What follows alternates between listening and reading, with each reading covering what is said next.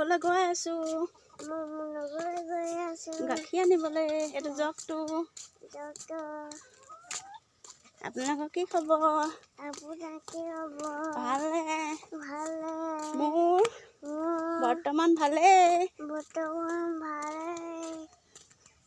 মোৰ বাৰ্থডে 1 তাৰিখে। যিসকলে লাইক কৰিছে, মোৰ ভিডিঅ'বোৰ শ্বেয়াৰ কৰিছে, সকলো আহিব দেই। Bye bye. মুনু ঘৰ পালোহি। বাই বাই গ'লে। মুনু ঘৰৰ পৰা আহি যদুমণি টোপনি গ'ল দেই। পথাৰতে শুৱাই থৈছে। ইয়াত ধান দিছোঁ কাৰণে পথাৰতে শুৱাই থৈছোঁ তাক। এইয়া টোপনি গ'ল, দেখিছেনে?